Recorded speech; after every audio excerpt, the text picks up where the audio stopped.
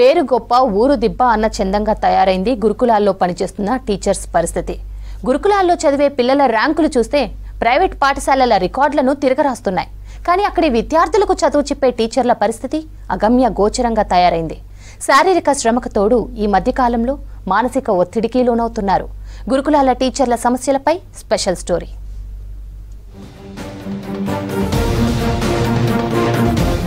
రాష్ట్రంలో గురుకులాలను సమస్యలు వేధిస్తున్నాయి. మౌలిక సదుపాయాలు లేక విద్యార్థులు ఇబ్బందులు పడుతున్నారు. అలాగే అధిక పని ఒత్తిడితో ఉపాధ్యాయులు అవస్థలు పడుతున్నారు. సంతానలేమి సమస్యతో బాధపడుతున్నారా? చింతించకండి. సుమారు 90,000 జంటలకు ఆనందం నింపింది ఓఎస్ఎస్ ఫర్టిలిటీ. ఈ రోజే 7825893699 కి కాల్ చేయండి. సంతానోత్పత్తి చికిత్సపై భారీ డిస్కౌంట్లు పొందండి. గుడ్ న్యూస్ చెప్పండి. రాష్ట్రం రాకముందు అన్ని యాజమాన్యాలతో కలిపి 298 గురుకుల విద్యా సంస్థలు మాత్రమే ఉండేవి.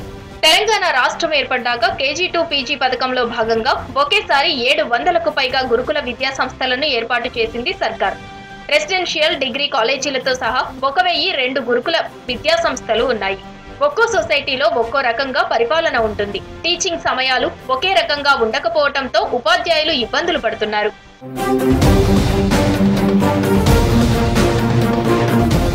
గురుకులాలకు తగ్గట్టు అందులో పనిచేసే సిబ్బందిని ప్రభుత్వం నియమించలేదు. దీంతో ఉపాధ్యాయులపై అదనపు భారం పడుతోంది. టీచర్లు పిల్లలకు చదువు చెప్పడంతో care taker, deputy warden, night staying వంటి డ్యూటీలు చేయాల్సి వస్తుంది. ఇన్ని చేసినా అందుకు తగ్గట్టు వేతనం, గుర్తింపు దక్కటం లేదంటున్నారు. డిప్యూటీ వార్డెన్ పోస్టు ఇవన్నింటి మధ్యలో నేను క్లాసులో అడుగు పెట్టగా నెల రోజులు అవుతుంది. ఈ నెల రోజుల్లో పిల్లలకు నా వల్ల అన్యాయం జరిగినట్టే కదా. అలా అని నేను రోజు స్కూల్కి వెళ్ళట్లేదా అంటే రోజు స్కూల్కి వెళ్తున్నాను. డ్యూటీ చేయట్లేదా అంటే చేస్తున్నాను. టైమింగ్ ఫాలో అవ్వట్లేదా అంటే అవుతున్నాను. కానీ నా సమయాన్ని అంతా కూడా నేను డైనింగ్ హాల్లో వెచ్చిస్తున్నాను మేడం.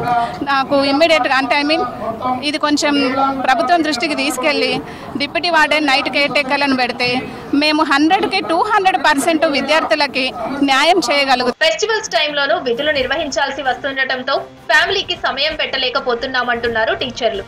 ప్రభుత్వ ఉపాధ్యాయులతో సమానంగా హెల్త్ కార్డులు, మెడికల్ రియంబర్స్మెంట్లు కల్పించాలని కోరుతున్నారు. ఫ్యామిలీ నుంచి కూడా వాళ్ళు దూరం అవుతున్నాము, మా ఫ్యామిలీ మేము సరిగ్గా చూసుకోవట్లేదు అన్న ఒక ఇంటెన్షన్లో మెంటల్గా కూడా, అంటే ఫిజికల్గానే కాకుండా మెంటల్గా కూడా టీచర్స్, ముఖ్యంగా లేడీ టీచర్స్, ఎందుకంటే ఇంటికి వెళ్ళేసరికి హస్బెండ్, తర్వాత పిల్లలు, ఇవన్నీ ఉండడంతో వాళ్ళు ఒక స్ట్రెస్ ఫీల్ అయిపోయి వాళ్ళు న్యాయం చేయగలుగుతున్నామా పిల్లలకి అనే దాని మీద కూడా అవుతుంది. 5-6 ఏళ్లుగా యాజమాన్యాలకు, సొసైటీల దృష్టికి సమస్యలను తీసుకెళ్లినా పట్టించుకోవటం లేదంటున్నారు గురుకులాల టీచర్లు.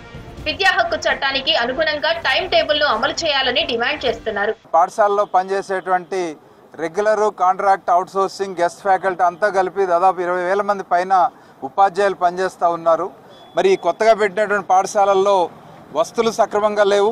అట్లా ఉపాధ్యాయులకి ఇచ్చేటువంటి వేతనాలు కానీ, వాళ్ళ మీద ఉన్నటువంటి పనిభారం, మానసిక ఒత్తిడి చాలా అధికంగా ఉంది. వీటి మీద దాదాపు గత 5-6 ఏళ్ల కాలం నుంచి ఆయా యాజమాన్యాలకి, సొసైటీలకి అనేక ప్రాతినిధ్యాలు చేసినప్పటికీ కూడా సమస్యలు, ప్రధానమైనటువంటి సమస్యలు ఇంకా అపరిశుద్ధంగా ఉన్నాయి. TSUT ఆధ్వర్యంలో దశలవారీ పోరాట కార్యక్రమానికి పిలిపించాం. ఎస్టీలకు ఎంత శాతం ఇద్దాం, బీసీలకు ఎంత శాతం ఇద్దాం, సో ఎస్సీలకు ఎంత శాతం ఇద్దాం, ఓసీలు కూడా కొంతమందిని కలుపుదాం, అందరికీ చదువు ఇచ్చే రకంగా ఇంకా అవసరమైతే 10 స్కూళ్ళు పెట్టైనా ప్రతి స్కూల్లో తెలంగాణ సమాజంలోని అన్ని వర్గాల పిల్లలు ఉంటే అప్పుడు అది సామాజిక అంతరాన్ని తొలగిస్తేందుకు ఉపయోగపడుతుంది. ఆ పద్ధతిలో ఈ పాఠశాల రూపొందించాలి. ఉపాధ్యాయులపై పనిభారం, మానసిక ఒత్తిడిని తగ్గించాలంటున్నారు విద్యావేత్తలు. లేకుంటే బోధనపైన ప్రభావం పడే అవకాశం ఉందంటున్నారు.